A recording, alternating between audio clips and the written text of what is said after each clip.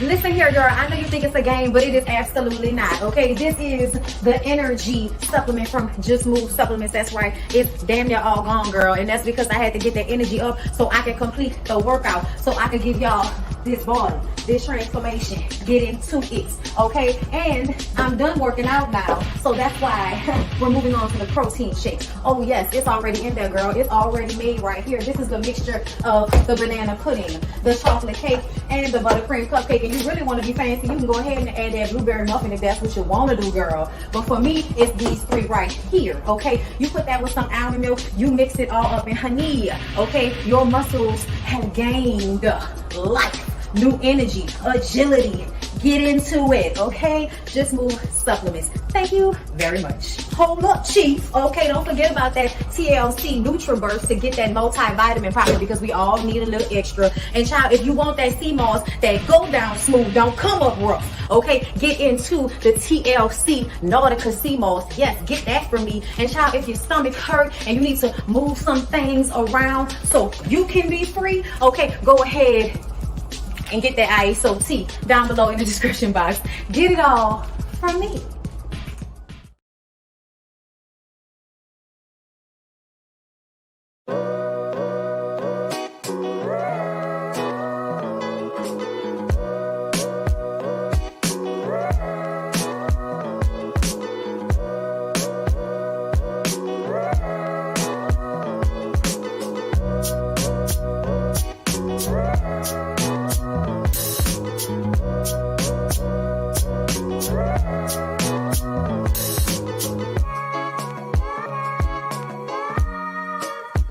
Come on in, come on in, come on in, not come on in, not come.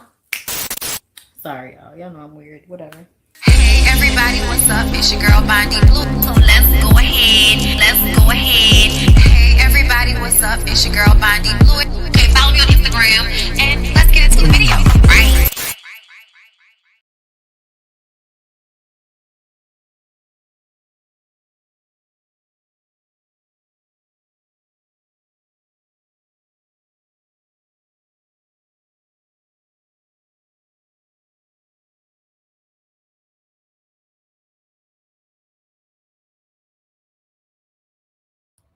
I'm sorry, y'all. I Puerto Rico. And me ahora peores. Listen, I don't know Spanish, but I know how it sounds when I sing it, okay? Soy el cantante, soy el cantante. Listen, whatever. I want to learn Spanish. I do.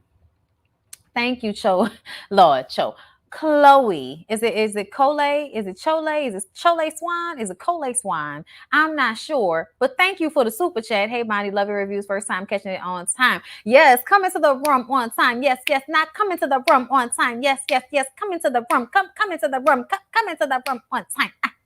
Yes. We bagging it, bit, bagging it, bagging it, bagging it, bit, bagging it, bagging it, bagging it, bit, bagging it, bagging it, bagging it, bit. Oh, yes. Okay, I had to center myself. All right. So yeah, y'all. Not El Cantante say, yeah, that's my shit.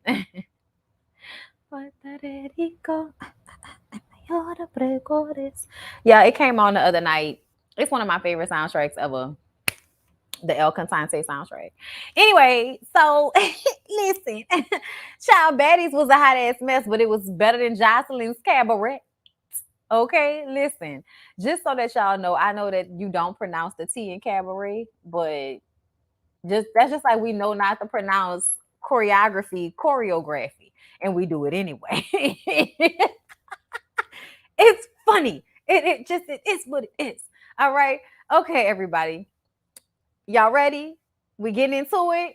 Y'all, why as soon as I get off my BondyBlue show live, Niecy sent a notification that Fallon announced that she pregnant by that dude she with.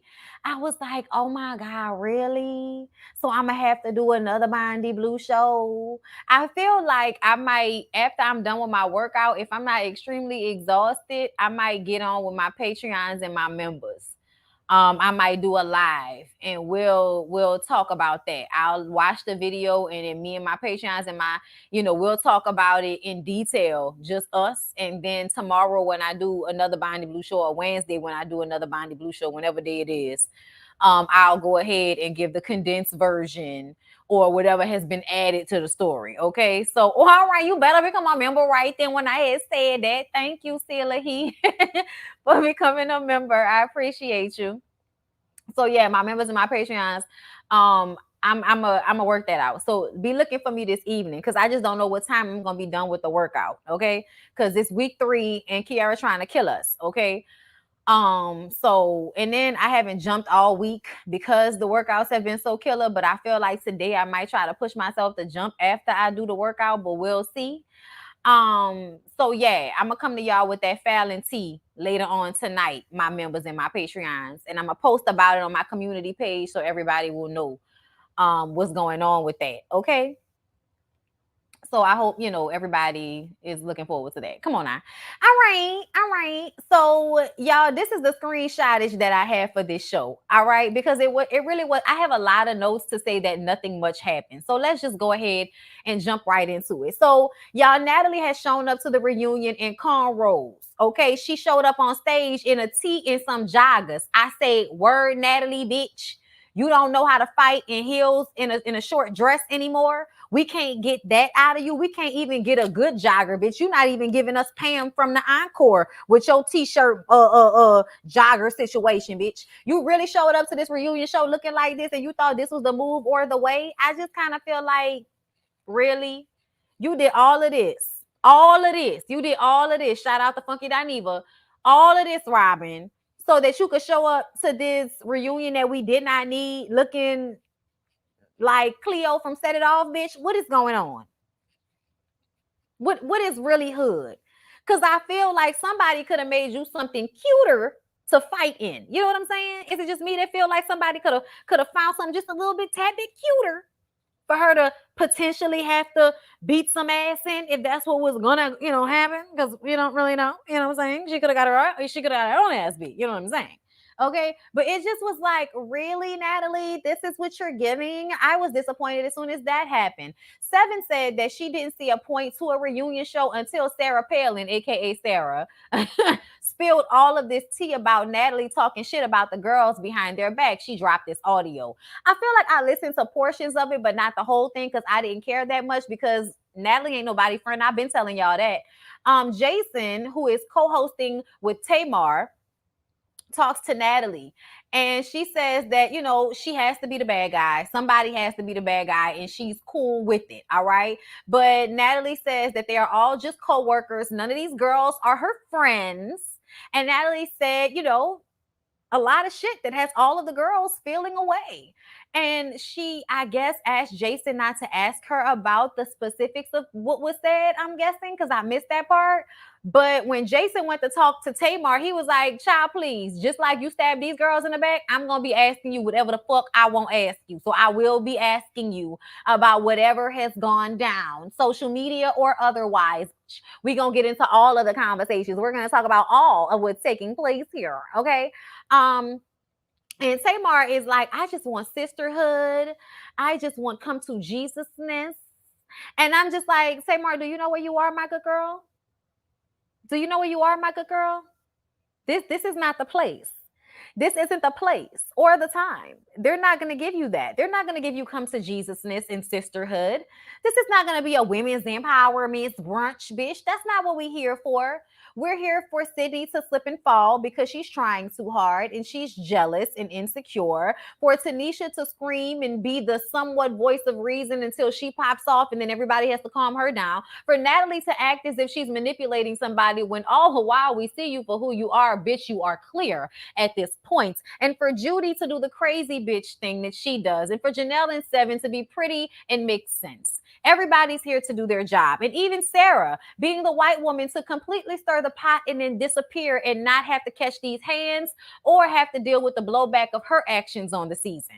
Okay, she's going to throw all the heat on Natalie and then not show up to the reunion show. Okay, in true Sarah fashion, throw a rock, hide her hand type shit. Okay, so ultimately everybody is playing their part at the reunion show. Everybody knows what they're here to do. Okay, so then we got Matt Cash come out to perform the theme song. She's a bad chick and lavish, and she's a bad bitch. You know what I'm saying? They all come out. Child, when Sydney came out with her purse, I said, bitch, What in the Estelle Getty what in the Sophia Petrillo is going on here? Everybody else has come out just with themselves in a glass of champagne. And you come out with your purse like an old ass lady. It was a setup from the very beginning. Okay. Sydney, as soon as they sit down, starts fighting with Judy, calling her a copycat bitch, asking if Jason and Tamar, love her back, because she was like, I love you guys. And Sydney's like, but do they love you back though? It's just a lot for no reason at all. And everybody's had it up to the ladder to the roof with it. They're over it. Everybody's tired of Sydney and her needing to be seen, her wanting of attention. Even Jason is aware of the antics. We all know what it is. Okay. And at some part, Tamar is going to get extremely annoyed. We're going to get to it. So they introduce Janelle at some point and they tell her how beautiful she looks. And Sydney has to make some smart ass comment about it. Bitch, we know you're jealous of Janelle. We get it. Calm down. We get it, Judy. You're jealous of Janelle. We get it. Okay. And then they introduce Sydney and Judy goes, boo. And I was like, right, Judy, right? Because that's what she's been doing this entire time. Boo. Okay. Like, what the fuck ever. If you're going to be immature, we're going to be immature too. Okay. Sarah isn't there after she put all this tea out on Natalie. They think she should have been there. Okay.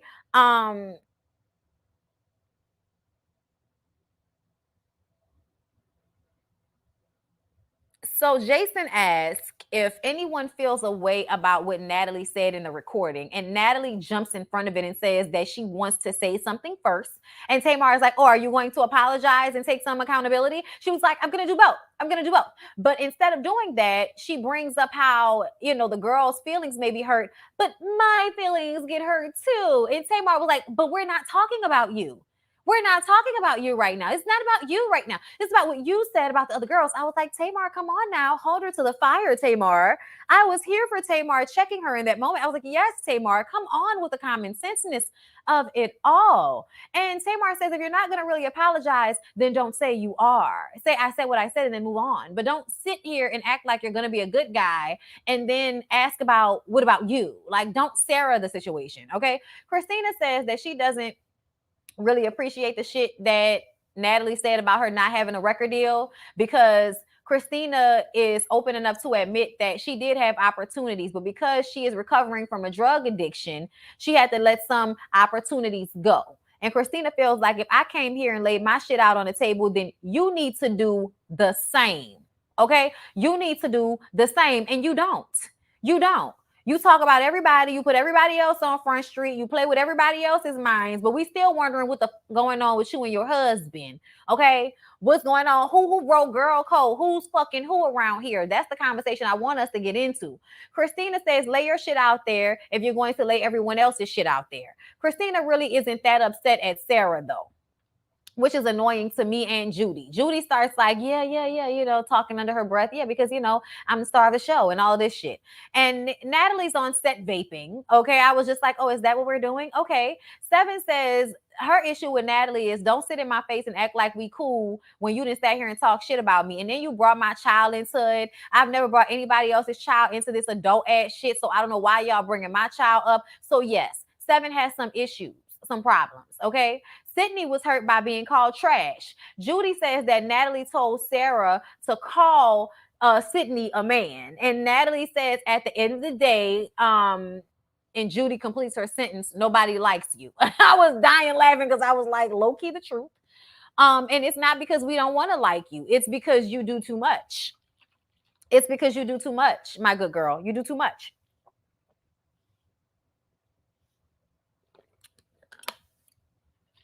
Sydney and Judy start going back and forth once again because that's what they're going to do this entire reunion show.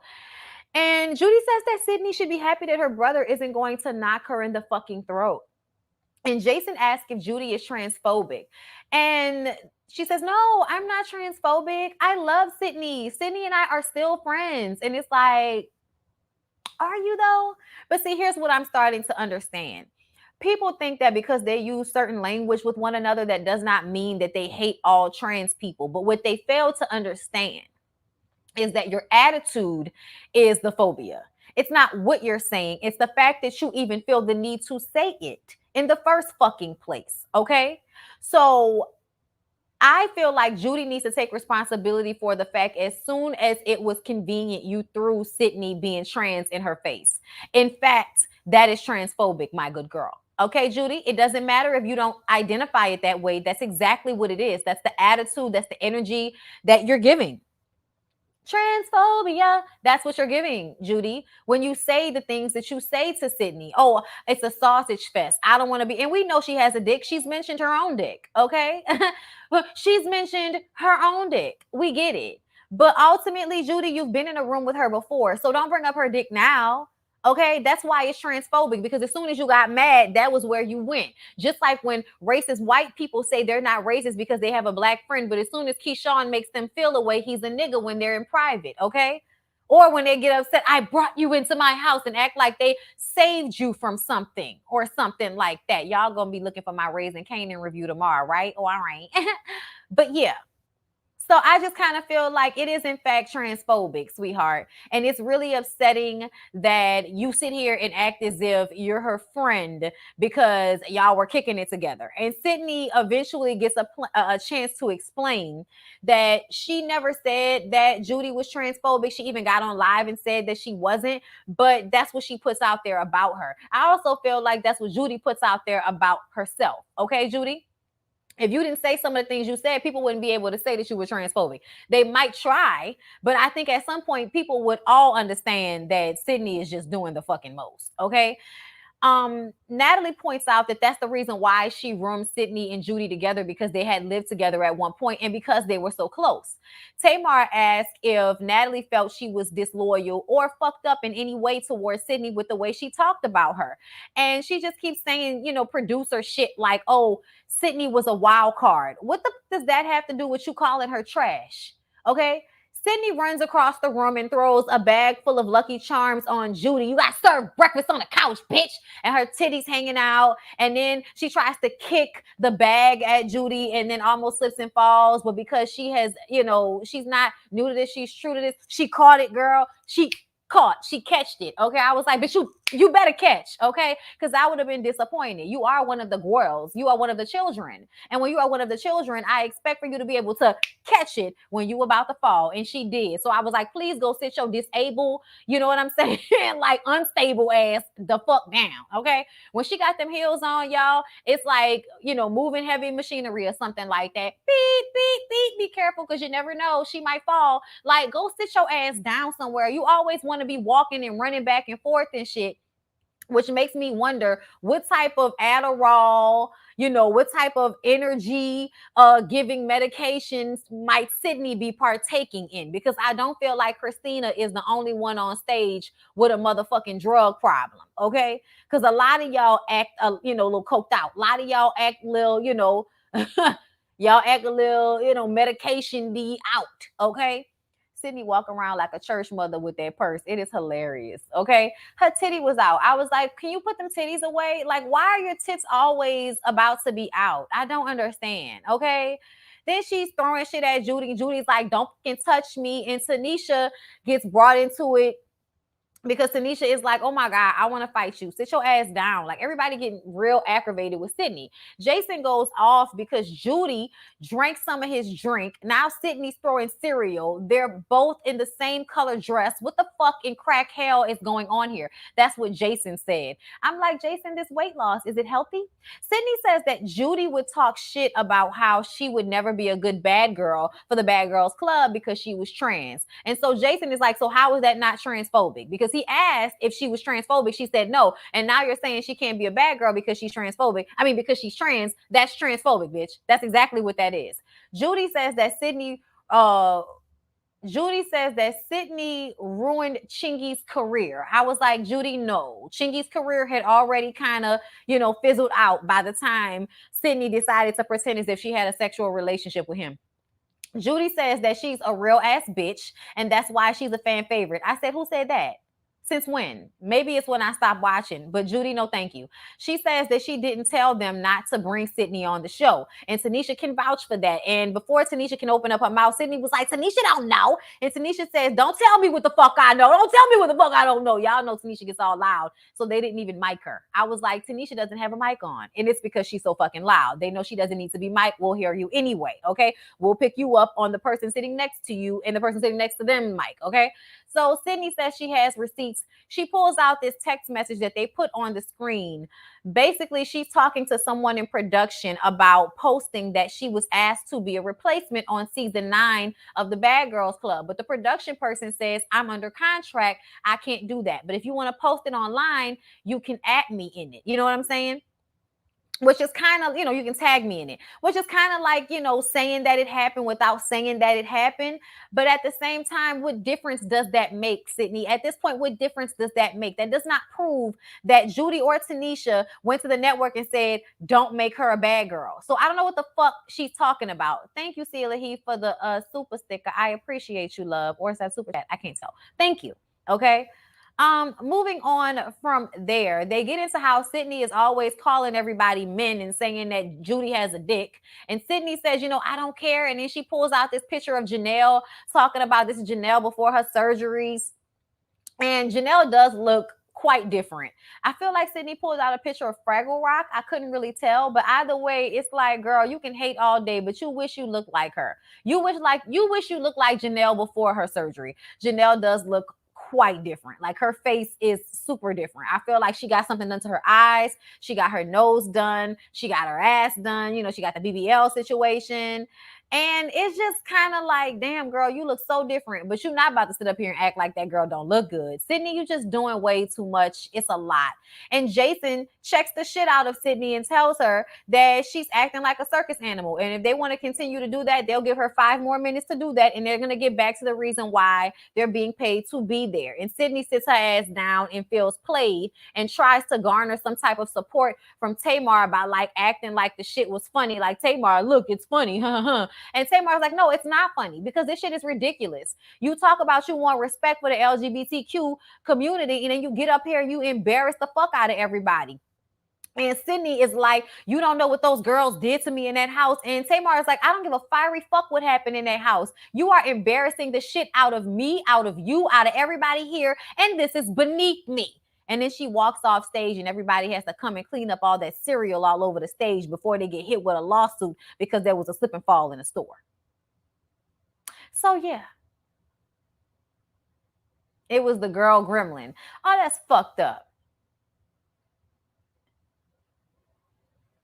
Child. It's a mess. It is a mess. I don't understand why Judy couldn't find a dress that fits. I don't understand why Judy decided to even be at the reunion, considering the fact that she didn't even want to be on the show. I don't understand that. You didn't even want to be on the show. So the fuck? Makes no sense. Makes no sense at all. Okay? The whole thing didn't make any sense. But everybody knew the assignment. Everybody knew their assignment. Tamar going off. I was just kind of like, Tamar, what did you think? It's Bad Girls Club, Tamar. Tamar, what did you think? Did you really think you were going to show up to something where they were going to kumbaya and actually have a conversation where we can understand what the fuck was going on? I mean, it was better than Jocelyn's Cabaret. Okay? But it definitely is the Bad Girls Club. It's BGC, baby. And I was thinking the whole time, why is Tamar doing this? I said, I'm sorry, this seems beneath her. Why is she doing this? And then you show up and you get upset when things go exactly the way they were planning to go, which is a shit show. And then you're asking yourself, why am I doing this? And I'm like, well, Tamar, I asked that question a long time ago, honey. Like, why are you doing this? Say you need the check. Say you need the check. Remind yourself you need the check. I need the check. I'm tired of Tamar, of the Tamar and Lunel's. You know what y'all signed up for. You're there. So how is it beneath you now? I don't think Lunel ever said it was beneath her, but she said it was a shit show. And it was. Well, it should have been beneath her and not do the reunion because it wasn't going to be what she wanted. Like, I don't know what she thought. I don't know what she thought, but I feel like the only time Tamar can act as if she's better than any of these ladies is in this setting. Because you just as crazy, you just as wild, you don't listen. You play the victim after you done told everybody some nasty shit and then act like, so what? Like, you've done all these same things in the past, Tamar. And it's just funny to me that you come here to be what? What? The voice of reason, the moral compass in this situation?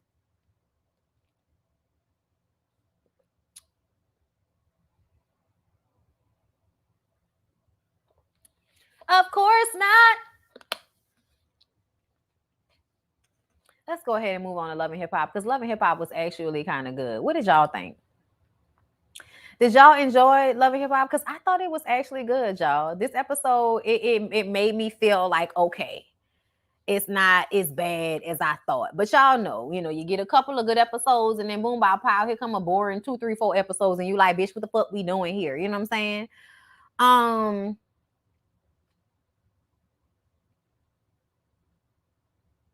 Child, Judy parents can be from Louisiana. She's not.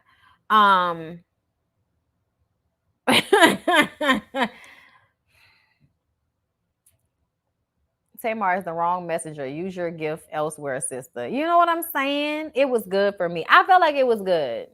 But let's go ahead and get into my notes for Love and Hip Hop Atlanta. Okay, so Spice has her first album release, y'all. Spice has been doing music since 1999 and has never had a album. Like, that's crazy. But it reminds me of how bounce artists make music. They just keep making songs that everybody likes instead of like one whole album, okay? So Spice has her first album release with Shaggy there. She also has Shauna Paul on the record, okay? She's been in the game since 99. Rashida and Yandy talk about how proud they are of her. Rashida talks about how bad her grown-ass kids are. Yandy talks about how hard it is dealing with her 19-year-old Infinity. Safari is there with the crew, and Sierra is like, he need to be at home fixing his family because he been out with us way too much. Like, nigga, we single. You need to go home and be with your wife and your kid, okay? And then Spice introduces us to Justin, okay, her lover. He is also part of Love and Hip Hop production. I don't like him. Spice is home later on in the episode because they was all, first of all, they wanted to make sure we knew that this wasn't fake. So they showed us a whole bunch of pictures and videos of them vacationing together and spending a lot of time together. So we knew it was real. Okay. And I was like, okay, Spice got a man at home. I was happy for her, right? And then we get to this scene right here. Do y'all see the look on her face? That was the look on my face the whole time. I said, throw the whole nigga away. He was for a moment. He is not for forever. He is for a moment, not for forever. Silla, he won. Thank you for the super chat. Spices, dude is trash. Absolutely. Asada, thank you so much for the super chat. Don't forget how she disrespected Iyanla when they did that show. Child, I will never forget. I will never forget how she disrespected Mother Iyanla. I will never forget. Later on, Spice is home, okay, with Justin and the kids being plain Grace Hamilton. And now it's time to get back to Spice. She has to go back out on the road and all of that to promote the album. She has to go back to doing shows. And y'all know Spice gets down. Spice is a dirty wine dance hall queen. She twerks, she dance, she shake ass. She, slams her ass against, her, her fans and shit on stage. Like, she gives a show. You know what I'm saying? And I love the fact that Spice's real name is Grace Hamilton. I was like, what a beautiful name. I was like, Spice, your real name is Grace Hamilton? Oh my God. She is a real nice name. Anyway, so apparently Justin has an issue with Spice's performance. He doesn't want to see her shaking her ass on some random dude. Okay. And he says that he sees her music as fucking music. And she was like, no, it's just a dance. Like I was telling y'all about twerking and whining and dancing, it is just a dance. But he sees it as some fucking mating call, okay? And he's upset about it and he doesn't want her to do it. Now that she's going back out on the road, he wants her to change how she performs. He says that it wasn't his fantasy to watch her dance on somebody else, as if any woman is supposed to be living a fucking life for some nigga's fantasy of her. You said it yourself. It is a fantasy. It's not real life. In real life, you know who Spice is, right? In real life, you've seen her perform before, right? You had to have because you're on production, and we've all traveled all over East Jesus Caribbean to see Spice perform several times over the course of the past few seasons. Throw the whole nigga away. Throw the whole nigga away. What you not gonna do is come into this lady's life and act as if you're going to give her some form of emotional and mental and physical stability and support, and then turn around and ask her to be different for you and your insecurities, especially when the dance hall queen can find her a man that is comfortable in himself and doesn't mind her getting up there to do her job. There's a nigga out there. But what you not about to do is show your ass up off of production to tell the dance hall queen of Jamaica that she needs to change how she does things so that you will have your fantasies fulfilled. Really? Does this look like Jocelyn's cabaret, nigga? Like what? Justin needs to go back to being a cameraman, not telling Spice how to perform when she has been doing great. Like, I was offended. I was so offended. She is from Jamaica. It's a tradition. I love having fun with them. It's pure fun. And he needs to get his insecure bumbleclaw somewhere. Child, I tell y'all all the time. Us New Orleans people get down in the same way. Like it is, we dance, man. We shake dance. We move ass. Like it is a dance movement. When you have ass, you're going to move your ass when you dance. Like it is just what it is. Like I don't understand why we have to make it all of this extra shit. Like Spice is not supposed to change. Ty Tucker would never. Okay? Ty Tucker would never. Okay? He gotta go. Spice, he gotta go. I'm sorry. I know he cute and everything, but he gotta go. Send him on. Okay, let's move on to our girl Amaretta. Okay, so y'all, the beautiful Amaretta goes to her dad's grave this episode to relinquish some stress. She says that she often got to stay hoard. Shout out to Roxanne. But every once in a while, when she has to go and release, she goes to her father's grave. And this time, her oldest sister, Khadijah, goes with her. They talked and they've made up. Okay, Khadijah is still trying to get Amaretta to talk to their mom. And, she still wants to show her support. You know what I'm saying? So she showed up with her and just kind of rubbed her back while she was at the grave crying. And I did feel like it was a beautiful moment. And I'm glad that she and Khadijah had that conversation because I didn't like the way it felt like Khadijah and the mama were ganging up on Amaretta. You know what I'm saying? But Khadijah said your dad wouldn't want you and your mom to be beefing. Your dad would want y'all to mend fences and to fix this. And that really spoke to Amaretta. So later on, she and her mom meet up. And y'all know the only thing that Amaretta wants from her mom is for her mom to take accountability. You know what I'm saying? Listen, this what we not gonna do. What we not gonna do is act like people not pretty because we can see they wig. Okay, that's what we not gonna do. Okay, let's not do Amaretta in that way. Okay, I know you can see the lace. So what?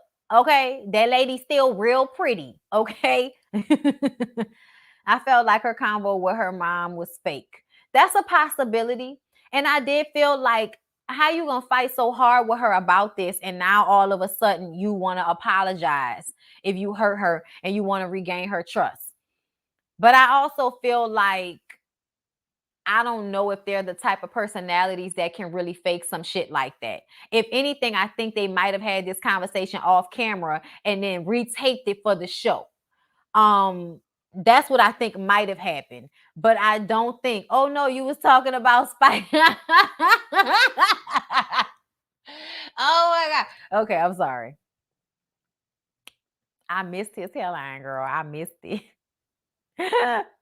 Oh my God. I think that they made up off camera and then redid the scene for camera, which is why it seemed disingenuous. You know what I'm saying? The unit was still fire. It was though. It was real silky, bitch. I was like, it's real silky, but her lace was lifting a little bit on the edge. It wasn't melted right. It wasn't melted right. But it's hard sometimes when you be sweating for that melt to be right all the time because you be like hot. Amaretta was grinning very childlike. I think she was grinning very childlike because she was happy that her mom said what she wanted to hear. But I also think they were both in a moment of having like nervousness because they're in front of the camera. Not really nervousness, but having that type of conversation in front of other people taping you probably can make you feel like you want to giggle just out of nervousness. So I don't always clock people laughing or smiling on the show as a sign that what's happening isn't honest, but that it's either something they're retaping or the moment itself is just hard to have in front of other people in the camera standing there staring at you. You know what I'm saying? But anyway, I'm glad either way, whether they had a real moment or not. I feel like Amaretta still needed to hear that. And I really don't think it's fake. I think it's a work in progress. I don't think one conversation is going to fix the years of issues that they have. But like her mom said, she wants to regain her trust, and that's going to take time. So hopefully they can do that. Okay. So let's move on from there, y'all. So Safari and BK go to throw axes together. Apparently, they're friends. Beijing BK and Safari are friends. I feel like Scrappy is not really friends with these niggas, but we hear the tape, so I'm friends with these niggas for this taping. Scrappy gets there and he like, what kind of stress relieving white boy shit is this? And I thought it was hilarious when he said that. Okay, but then he came in there and started throwing them hoes and was doing good. I thought that was funny. Okay, natural athlete, nigga. Okay, he says, I can't believe Sierra then got up off you real quick talking to Beijing BK. And they talk about how she pawned all his jewelry and got money for it. And Safari was like, child, I was talking to Sierra about the jewelry the other day.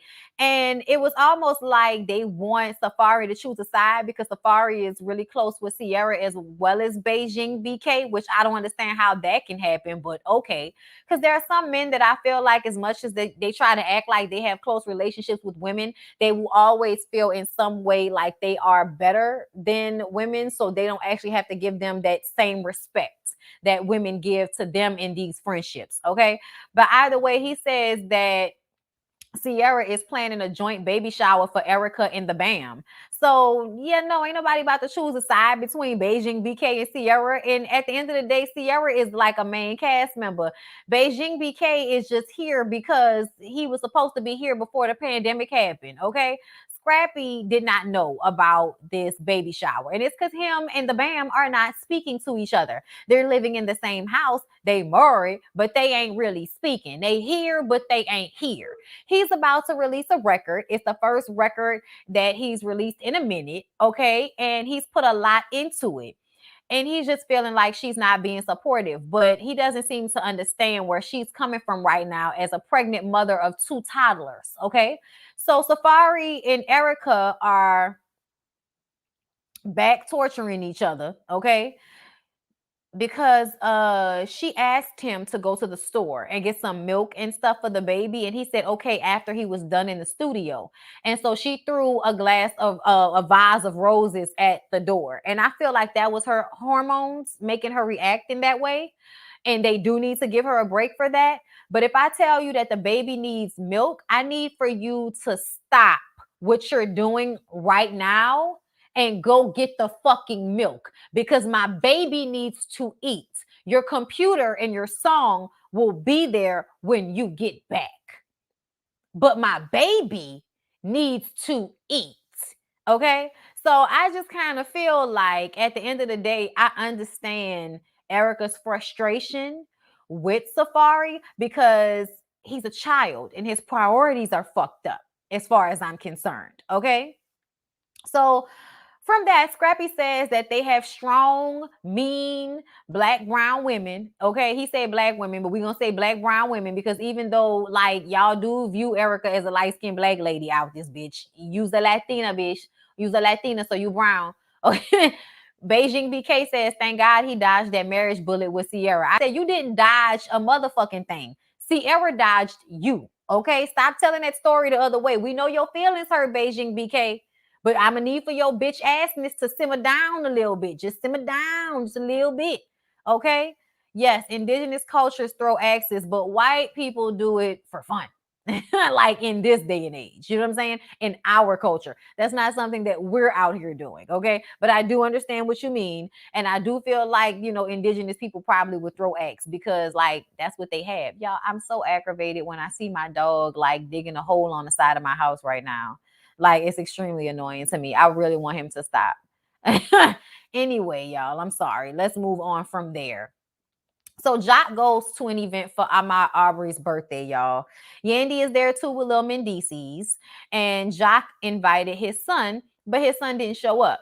He says whenever, you know, him and his son are just kicking it on bullshit, it's all well and good. But whenever he wants to have real conversations with him, he doesn't want to show up, right? So Jock tells us that his son befriended this guy who he feels like is not a good person for his son to be friends with, okay? He got into it with the security at Jock's lounge. Y'all know Jock has a club/lounge. Okay, so I guess the son and the son's friends were trying to go to the club. Something happened between the friend and the security, and a shooting broke out in the club. And so Jock feels like, how can you still be friends with a young man that put my business and everybody's lives in jeopardy when he came to my place on bullshit? And you still gonna be friends with the nigga? Like, are you serious? So Jock felt away. And Jock later tells his son over the phone, I'ma disown you, nigga. You dead to me if you're gonna continue to have a friendship or a relationship with somebody that is taking money out of my pocket when I'm trying to make money so that I can leave you and your siblings something. You can tell that Jock's son still feels a way about Jock not really being present for his childhood, because when he said that shit about taking care of his kids, you can tell that was triggering for Jock's son. Okay. And they were playing basketball, and Jock was talking to him about all of this. And Jock's son got an attitude and got big in his chest and wanted to get all irate with Jock, talking about you just doing all of this for television. You trying to make it seem like I'm against you and I'm a bad guy and you doing this for TV. And Jock just kind of taps out and says, I'm not about to continue to have this conversation because he has never talked to me like that. And this is uncharted territory for me. So I'm going to just bad back before I end up strangling the fuck out my son on national television. So just give me a moment to relax. And the son walks off pissed off. And I was like, see, next episode when Jock pick up that chair and slam that shit against the wall, I was all here for it. Because what you're not about to do is be friends with somebody that doesn't mean you any well and put my business in jeopardy. And then you're gonna come up here and disrespect me like I'm on some bullshit enough to be trying to exploit you. Are you serious? They said, I'm confused. A security guard shot Jock's son friend in a fight at the lounge. I was confused. Yeah. So apparently he said he had to defend himself. So I'm guessing that everybody had guns, but I guess the dude's gun didn't get pulled out fast enough. Okay. But something happened. Like security's not going to pull out a gun for no reason, if you ask me. Like that just don't even make sense.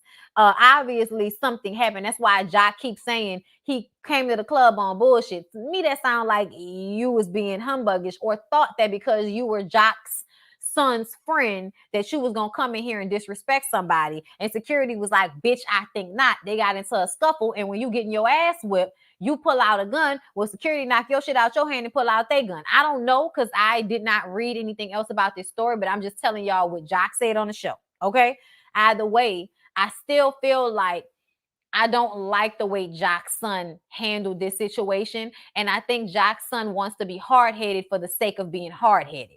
That is annoying to me. But they definitely need therapy, because he's doing things to piss you off because he's still mad about you not fully being there when he was a child. And you probably are more there for the younger kids that you have now than you were with him. So there's resentment there, Jock. So there's some other things going on that's causing him to act out the way he is. And y'all need to go to therapy and have a real conversation. Okay. I think y'all should do it off camera. And then if y'all want to come to us after that, then fine, come to us after that. But y'all need to have a real conversation and not on camera, because your son already feels like the conversations y'all are having are just for the camera, or he's even able to use that as an excuse, even if he doesn't truly believe that. You know what I'm saying? So take that out the equation, so he can't even use that as an excuse. So y'all, we get to Sierra having girl time with the Bam and Erica, right?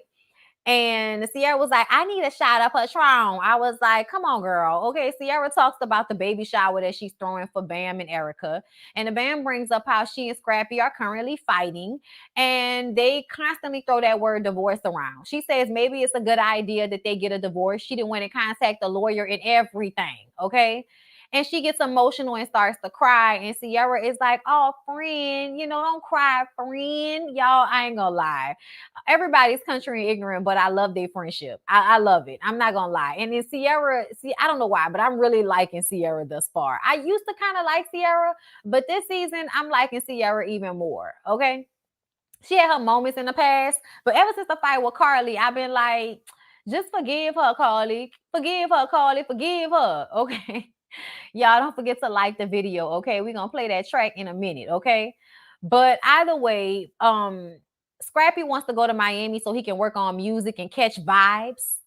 And she's big and pregnant and she can't pick up their babies and they have 2 toddlers. So you want me to be at home with 2 toddlers while I'm pregnant by myself so you can go and catch vibes in the studio? And I'm just kind of like, yeah, that's not cool.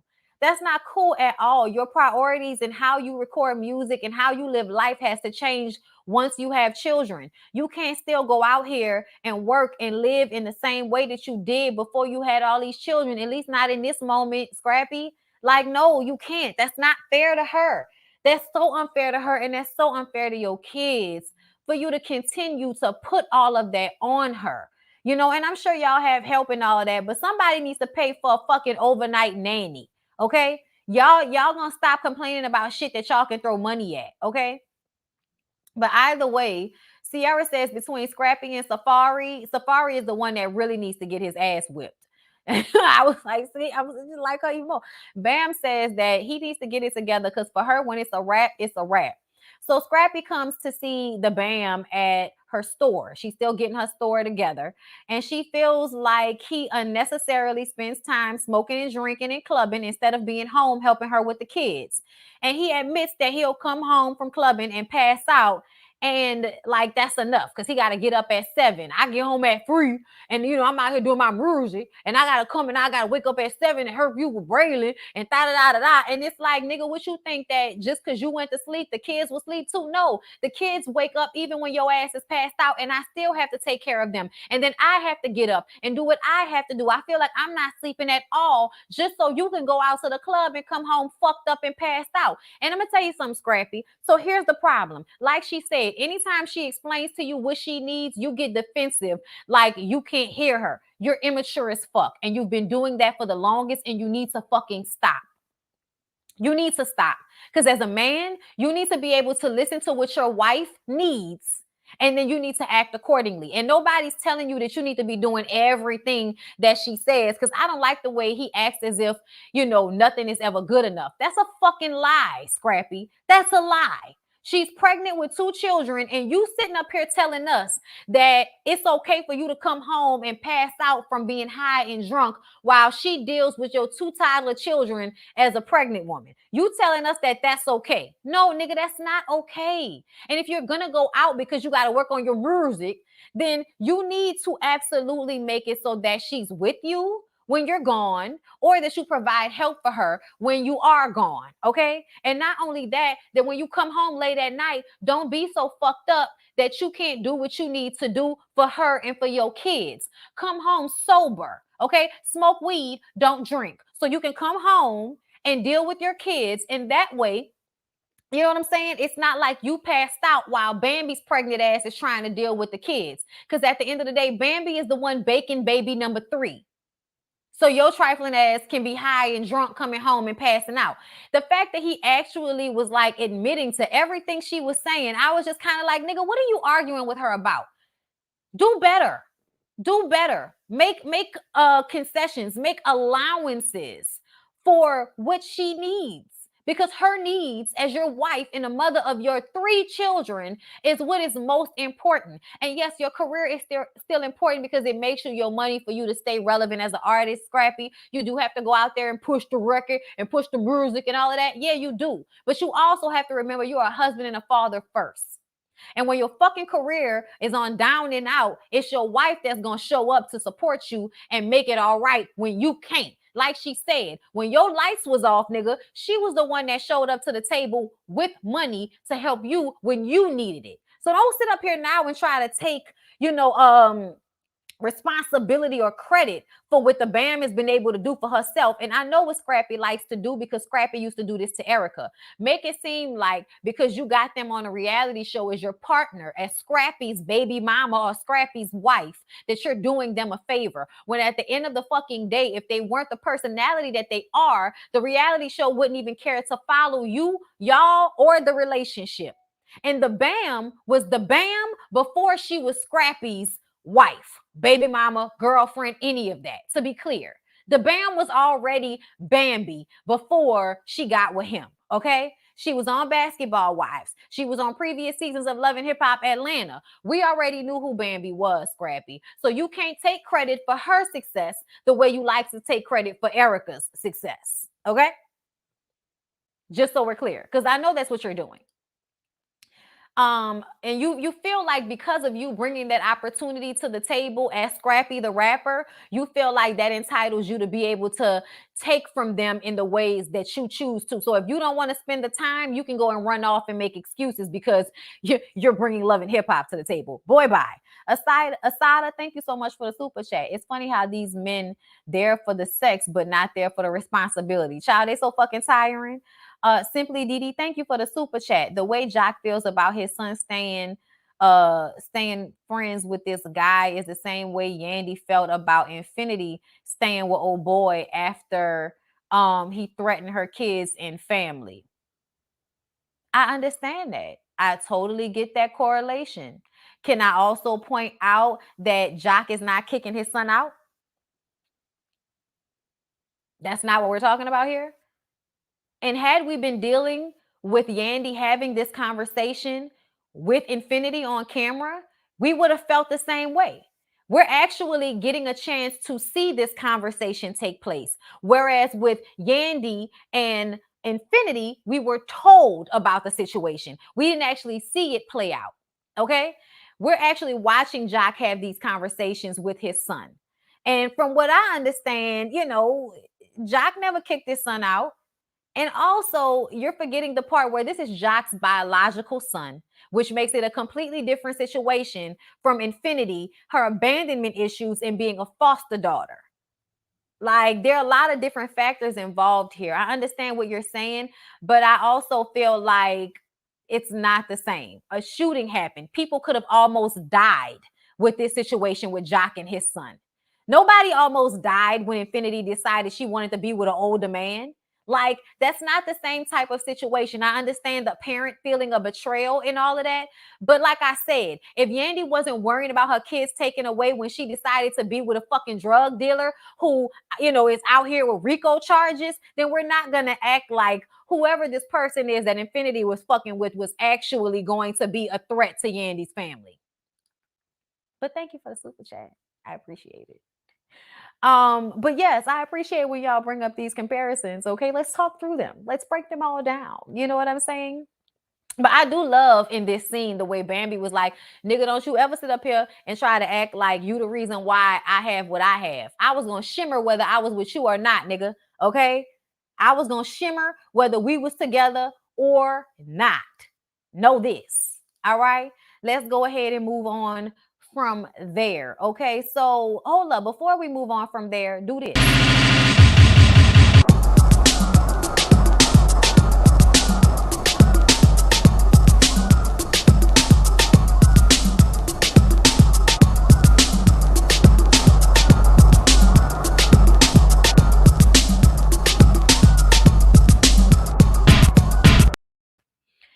Infinity was being taken advantage of by a woman. Oh, okay. I know everybody thinks that was saying that, but I wasn't sure if that was true or not. Either way, older people are older people. You know what I'm saying? I saw Infinity's YouTube video recently where she talked about how she got all these scholarships in the schools that she's in and how smart she is and all of that. And I feel like the show and Yandy and them set her up like some ghetto girl they can't get through to. And I don't think that's who she is. Even in the 2-3 minutes that I watched her on YouTube, I had a different feeling from the way Yandy has expressed her experience with Infinity. You know what I'm saying? Like, and I just also want to say that teenagers do make mistakes, absolutely. But I feel like it's a whole nother situation when, actual violence and shootings and lives being, possibly taken is involved versus someone being influenced by a love interest, which often happens with teenagers and doesn't always lead to a life or death situation, even though sometimes they absolutely do. Okay. Scrappy doesn't like the fact that Bam is on alpha female and she is not going to take his ish. Yeah, he doesn't. And he's going to have to get used to it because that's who you married, my nigga. And you needed her to be alpha female when you weren't on your feet. When you needed her help to get on your feet. Okay? Listen, I don't like the way they're painting her. If you were going to trash the girl, just don't bring her on the show like they do for their own kids. I agree with you. Yandy used Infinity to fill the void of not running around behind her husband. A teenager has more problems now than anything. Child, teenagers need to have a chance to grow up. Absolutely. Absolutely. So, y'all, Safari and Scrappy are at the baby shower talking to Kirk and Mendices. Okay, they're on bullshit. They're complaining about their wives and basically saying how they don't care that their wives are pregnant. It's not an excuse. It's literally an excuse. There's literally a person inside of their body fucking with their hormones, how they feel, how they think. And then they have you niggas out here that want to complain about not providing what they need while asking for them to be mothers, lovers, and secretaries and shit. Like, both of you niggas need to get punched in the neck. Rashida says that she doesn't even want to hear any more conversation from them niggas at this juncture because she wanted to hit him in the throat herself. Erica gets there and explains that she and Safari was supposed to go to Miami for a family vacation, but he asked her to stay home. I would have been like, no, I'm not. No, I'm not. We're going. I feel like I don't know why she's resigned to allow him to do these things. But anytime he was getting on the flight to go somewhere, I'd be right next there with him with the kid. I don't know where the fuck you think you going, but you ain't going without me, nigga. Try again. Okay. Erica says that he told her he will forever put himself before her, so they should separate. Safari overhears the conversation that Erica is having with the women and gets upset and decides to leave. And I said, you've been standing here talking to Mendices and Kirk and Scrappy about Erica even before she walked through the door. But now, because she's talking about how fucked up you've been, you want to run off like a little bitch. Okay, Safari, that's fine. Mendices is like, is he leaving his own baby shower? What's going on? I'm like, Mendices, you left your own baby shower too. I mean, it was after, but you wanted to go out to the club instead of taking your old lady home and making sure she was safe in the house with the gifts. Okay, you wanted to go out to the club and shit, talking about somebody else gonna make sure she get home. So yeah, nigga, calm down. Even Scrappy feels like when Safari left that was fucked up. He was like, if you're not going to talk to her, you at least need to physically be there to show her the support that you there for her. And I was like, Scrappy, we appreciate you for that, but we also need for you to understand that being there is not enough. It's not. You need to show up. There are so many fathers who live in households but are not present. They're not there. And therefore, their children still have issues as if they weren't in the household. Okay? So you need to be, you need to be present. And for her too, and make her feel supported and that you care because she's pregnant with baby number 3. And once again, y'all have 2 motherfucking toddlers. Okay? Don't pat yourself on the back too hard, Scrappy. Scrappy talks to Kirk and Mendices about Bambi leaving her wedding ring on the counter. And he was like, shit. So he took his off and put it on the counter too. Shit, if we're going to get a divorce, let's get a divorce then, nigga. If you going to get a divorce, then I'm going to get a divorce too. We're going to just be out here getting divorced together. Okay, I'm like, you're so childish. It's so childish. It really is. It's really, really childish the way he's handling his marriage. And it's upsetting and it's disappointing. Daryl, Daryl Jr. Daryl Jr. Get it together, Daryl Jr. I need to remind you that you're Daryl Jr. Because Big Daryl wouldn't do this. Okay. Big Daryl would be supportive of his wife. Lil Daryl needs to get his shit together and stop being a little angry nigga, all mad because he can't get his way because his mama raised him to have his way because she thought the way she loved her son was to enable him. Safari don't want to reconcile. He is done. To me, it seems that way. It seems as if he's completely checked out and he don't give a fuck. People don't believe it can be single married women. That ring means nothing sometimes. A matter of convenience, a matter of combining households so we all can, pitch in and do our part. Okay, child, it's tough. And yes, depression through pregnancy is hard enough when you don't feel like you have support. Exactly. And to me, it's so upsetting for them as grown ass men to not understand the physical ramifications of what their wives are going through right now. And for them to be acting out like, nope, I don't care that she's pregnant. Nope. Nope. I don't care that she needs my help. Nope. I got to work on my music. Like, there's a way for y'all to do both. And y'all just refuse to bend because you still want to be able to live your life the way you were living your life before. You don't want to have to make the accommodations for the life and the decisions that you have decided to make and partake in. You know what I'm saying? Like, you decided to have all these children, Scrappy. It's not just her responsibility. But y'all, that's the patriarchy that teach y'all that y'all can just be out here shooting up the club and having all these children as a sign that you're, virile and your dick working. But then when it comes to taking care of these fucking kids, you want a pat on the back for doing a bare minimum, sitting up there in a confessional talking about Bam gonna complain no matter what he do. Nigga, if you don't get the fuck out of my face with this talking about Bam gonna complain no matter, the Bam is complaining about real things and you're actually sitting here agreeing to the things that she's complaining about. And then somehow you want us to think that she's tripping. Scrappy, this is beneath you. At this age, at this point, 10 years later, Scrappy, this type of bullshit that you're doing on this show right now, I hope it's just for the show because y'all are still together. But this is some bullshit. If Safari wants to be a clown, if Safari wants to be another man in his family to disappoint, then he should go ahead and do that. He should go ahead and do that. And then 20 years down the line, when he's, on death's door or some bullshit and he needs a kidney, his kids can bring up how they working on their music right now. They can't handle that right now. Okay. Oh, you need something? I'm sorry, Dad. Gotta go work on my music.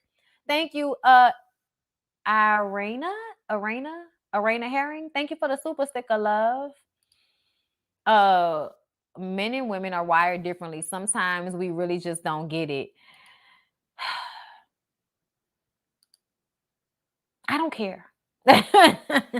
Because I feel like women constantly make the changes and constantly fit themselves into a fucking pretzel around men and how they have all these isms.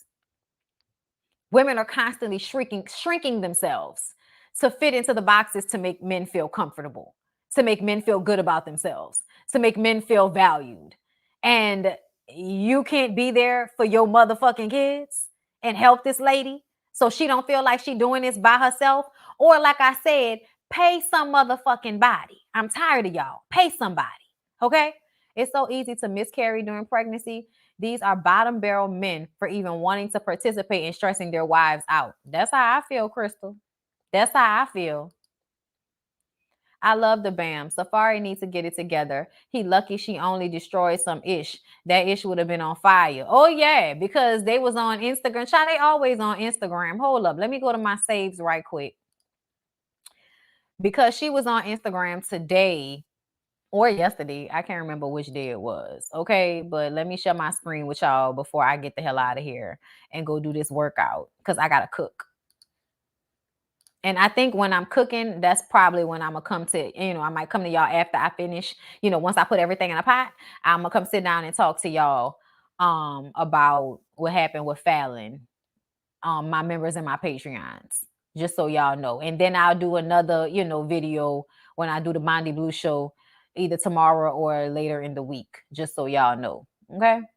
Just so we're aware. Chrome tabs. because I know I've seen y'all posting it in the comments, throughout this video, and I've been ignoring it on purpose because we're going to stay on task. And I already talked about it at the beginning of the video, and I was going to mention it again at the end. So sometimes our biggest blessing is wrapped up in a goodbye. I got some date night dresses that I can wear whenever I want now. And then someone said, well, shit, I could have told you that it's cheaper to keep her. And Erica Mena said, not me. And Erica Mena fires off a series of tweets after her love life got lost in the safari somewhere. Child, they so fucking petty. I cannot. Let me see. Was there anything else that I saw? Okay, for all my haters out there, I didn't even mean to save that. But you can kiss my ass. Oh, give my ass a kiss. Okay, listen, do that for me. Okay. I was trying to see if there was anything else. Do it like it's my B-day. Do it like it's my B-day. All right, that's it. That's all. Do it like it's my B-day.